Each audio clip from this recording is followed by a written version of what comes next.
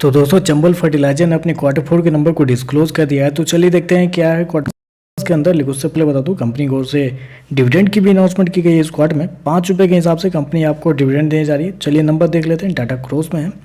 तो देखिए पिछले क्वार्टर में कंपनी ने 4,918 करोड़ का रेवेन्यू जनरेट किया था ऑपरेशन के थ्रू। पिछले साल देखते हैं तो 2,643 करोड़ के आसपास, जबकि अभी देखें तो कंपनी का रेवेन्यू 2,448 करोड़ आपको देखने को मिल रहा है।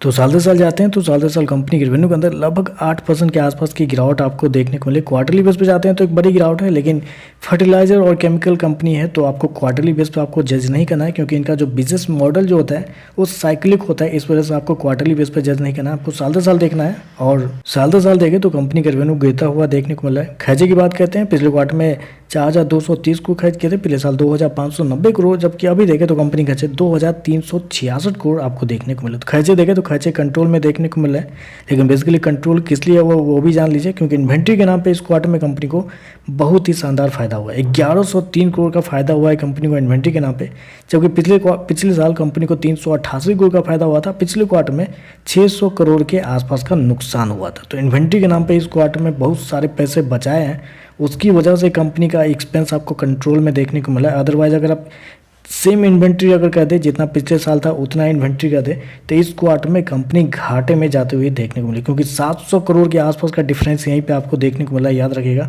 700 करोड़ का डिफरेंस आपको देखने को मिला है।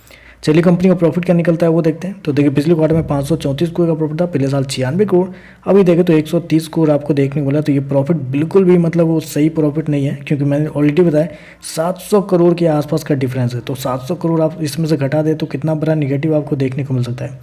नंबर कुछ खास आपको देखने को नहीं मिल रहा है। ईपीएस की बात करते हैं तो ईपीएस भी बेसिकली नेट प्रॉफिट के ऊपर ही कैलकुलेट होता है, इसलिए आपको बढ़ता हुआ देखने को मिला है साल दर साल। 2.5 बढ़ के 3 25 देखने को मिल रहा है। तो ओवरऑल देखा जाए तो मुझे तो पर्सनली अगर पूछे तो मुझे नंबर बिल्कुल भी पसंद नहीं आ रहा है, क्योंकि रेवेन्यू 8% के आसपास गिरा है। चलिए ठीक है 8% गिर गया, कोई बड़ी बात नहीं है, लेकिन कंपनी के एक्सपेंस कंट्रोल करने के पीछे का रीज़न इन्वेंट्री है। अगर इन्वेंट्री में अगर बाई मिस्टेक समझ लीजिए इन्वेंट्री अगर पिछले साल जितना हो जाता तो फिर क्या होता है, फिर तो कंपनी 500-600 करोड़ के घाटे में आपको जाते हुए देखने को मिल जाती। तो ये थोड़ा सा मुझे लगता है कि थोड़ा सा कमज़ोर नंबर है। बाकी देखते हैं इस पर मार्केट का कैसा रिएक्शन आपको देखने को मिलता है। आज के लिए बस इतना ही। वीडियो पसंद आए तो लाइक कीजिएगा, साथ में साथ चैनल को सब्सक्राइब जरूर कीजिएगा।